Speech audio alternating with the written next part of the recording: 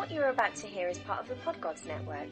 If you have a problem with anything you hear, please write it in an email and go fuck yourself. Enjoy the show! Hello, I'm Rita Ramnani. Adam has kindly asked me to record some kind of promo for the Oddcast Podcast UK. Apparently, I'm supposed to try and big the show up and make it sound all exciting and amazing. But if I'm truthfully honest, I never listen to the show. Because frankly, I have a life. And sitting around listening to three guys natter on about nothing isn't my idea of a good time. In fact, if I wanted to sit down and listen to inebriated idiots waffle on about how great Batman is, or whether a samurai sword is actually a katana, then I'd rather go down the local park and listen to tramps. At least that way I might see a fight or something. I mean, does Adam actually think people care about what he has to say?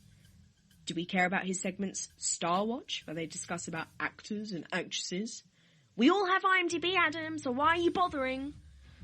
Also, having a segment called Go Back and Watch This doesn't make you some kind of critic. If I want to go back and watch a film, it won't be because you told me. So, the Oddcast Podcast UK, the podcast nobody is listening to. And I'm not surprised, really. Nobody wants to hear three Brits mumble their way through a podcast.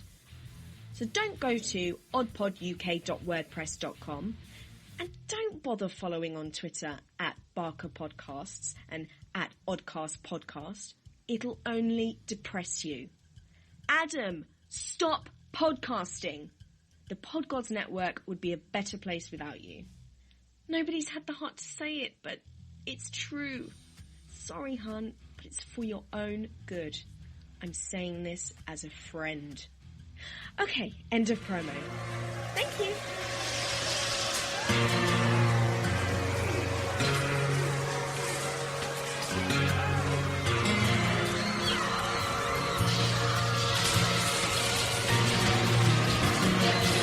Yes, the military has merged with the government scientists to try to contain the vicious outbreak of zombies across the globe, calling themselves the ASMZ, or the American Science Military for Zombies. And despite all this mayhem around us, the conspiracy theorists are pouring in, blaming the ASMZ for creating zombies for population control, accusing the government of killing off 80% of our population in order to form a peaceful one-world government. All that is certain is that most conspiracy theorists are getting their information from a podcast called Jig and Eddie Rotten. Here's some of Eddie Rotten's rant before the ASMZ moved in. That's what we have to do as a team. That's what we have to do together. We can defeat the zombies. We can defeat the ASMZ. All the ZFC across the world. Come together. Get your food. Get your water. Get your guns. Get your ammo. It's the Jig and Eddie Rotten Zombie Life Podcast.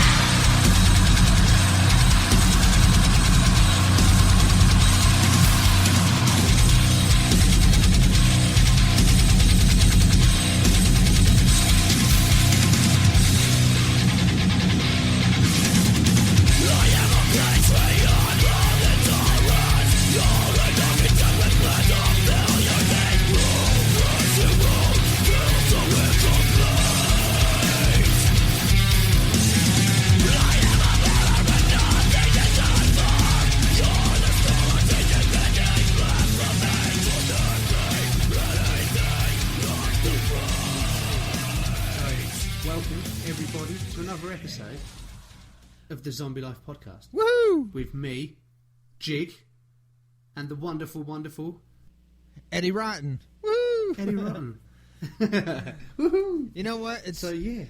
Without, because we're doing the Skype thing, it's hard for me to do this without seeing your face. It's like, you know, I'm come so accustomed to seeing your face inside my tablet. Now I'm just looking at my tablet with the Zombie Life Podcast logo on it. A blank screen. Oh, but that's cool. That's cool. That's a cool logo. Yeah, it is. I love it. Wardust came up with that, didn't they? He did, yeah. My old Mark Young, he designed it for me. We had like the makeshift ones that you've done on your phone, yeah, or your tablet, right? And Mark had seen them, and I was down the pub one day that he works at, and he basically turned around and went, "Jamie, I've got something to say to you." So I said, "What's that?" He said, "Them logos you're using." I went, "Yeah." He said, "I fucking hate them." I went, "Right, okay." I said, "Well, they're only temporary until you can come up with something else." He said, "I'll tell you what, buy me a beer," he said, "and I'll make you one tonight." And within about well, 5 or 6 hours of him being home, I got an email with all these logos. I was like, fuck me. Right. And he was like, how'd you like them? And I fell in love with them. Yeah, yeah. I really did. I really like him. Well, did you tell him that I made him on my cell phone? You know, it's all you can do. Yeah, I did. Yeah, I did say to him that they'd been made on your phone and that they were only makeshift ones until we could come up with something better, basically. Right. So, yeah, and I love it. I love what we've got. So it's fantastic. But I think we have a lot to talk about this week, don't we? A lot to talk about. Yes, we do. We have lots to talk about.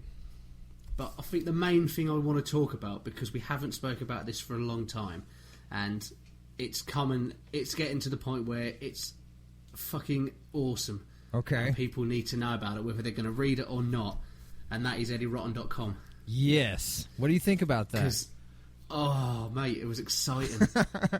It was exciting. It was very, very exciting. You didn't see that one coming, did you?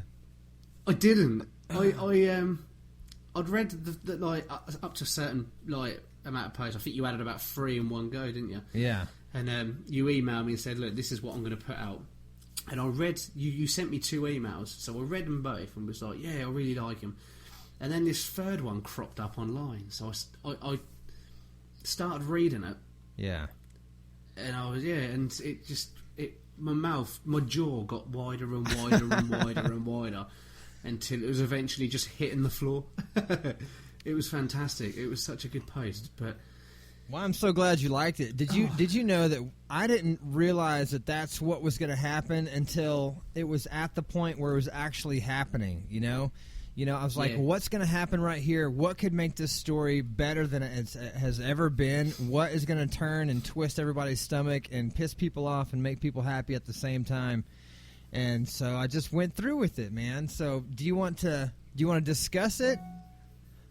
Yeah. Okay. Well, we might as well tell everyone what we're talking about first. Well, let's go back a couple posts, okay? Okay.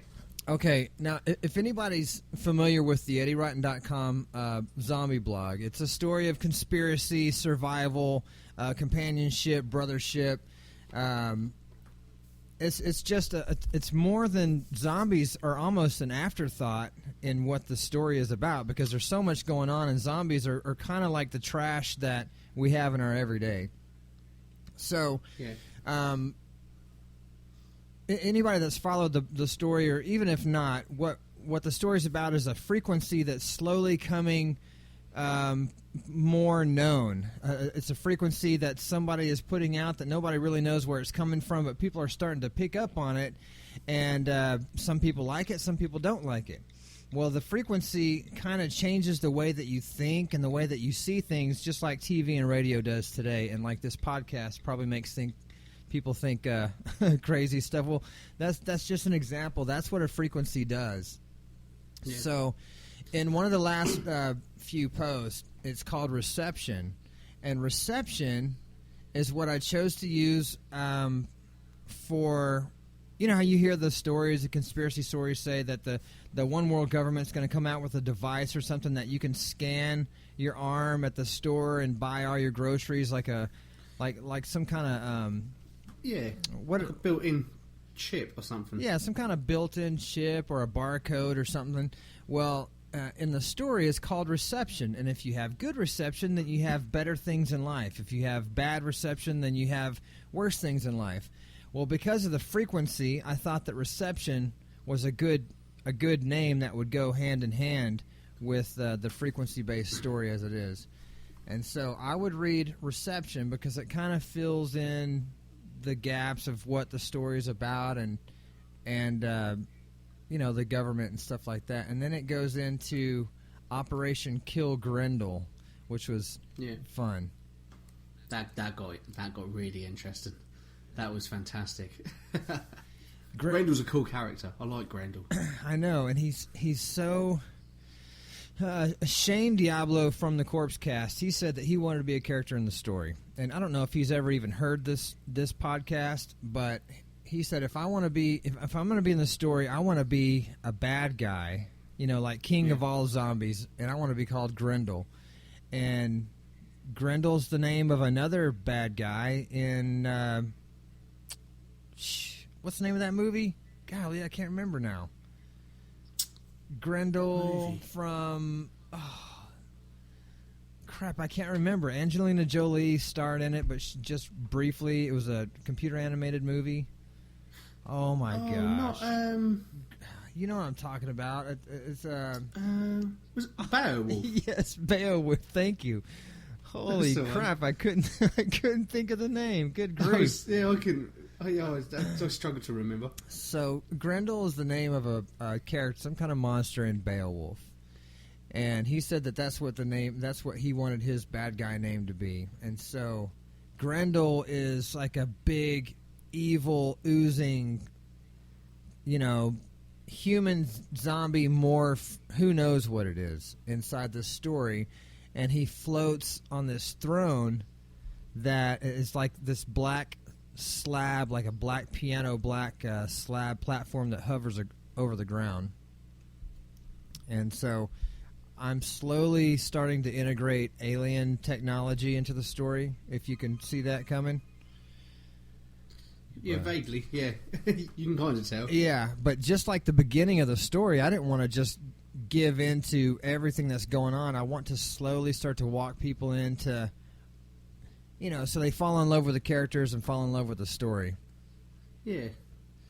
And it is awesome. It's fantastic. I mean, I've been reading for about, near on 3 years, probably longer than that.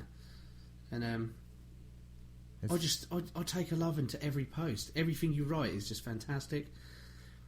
And if you can do what you want to do, which is incorporate the whole thing into like a book, right? Then I think it's going to be a phenomenal read. It's going to be so good. Man, I hope so. I would love to make it into a book. It would be awesome. I've got Julianne Snow from Siren's Call Publications. Yeah. As soon as I wrap stuff up, I'm going to send the whole thing to her, and she's going to edit it and help me publish it. Oh, does she know what she's let herself in for? I don't think so, man. I've got one other friend that might be able to do it, but it's more than just sitting down with a story and kind of taking out things, because you have to take out real aspects of the story. I can't just leave Obama's name in there. Yeah. And I can't just leave the FBI's name in there because I don't want to get in trouble. I just want to, publish a book that's exciting. Yeah. So end up having the FBI kick your door down. I know. We read your zombie blog, you bastard. Don't hurt me. Yeah. So I think it'll be cool.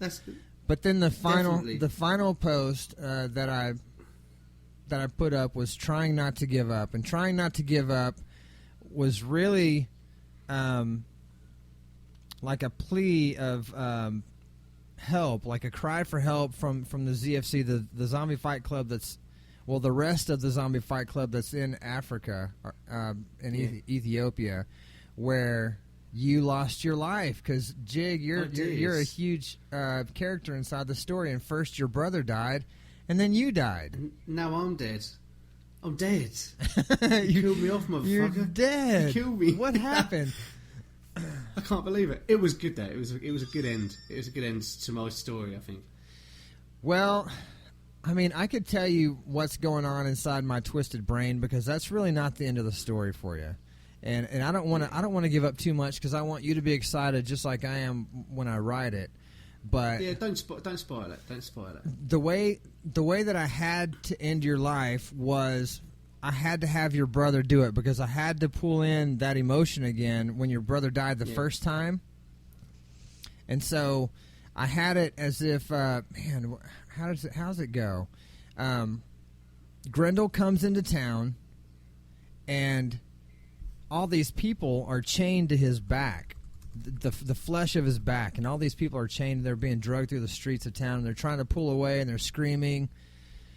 But they look like regular people. They look like, like they're captive. And you go crazy. You see your brother. You freak out. You throw a grenade. Everything goes crazy, and you run out into the street to save him, and he pulls you in and bites your shoulder. Yeah. And it's really they're all not regular people at all. They're just cover-ups. They're really zombies.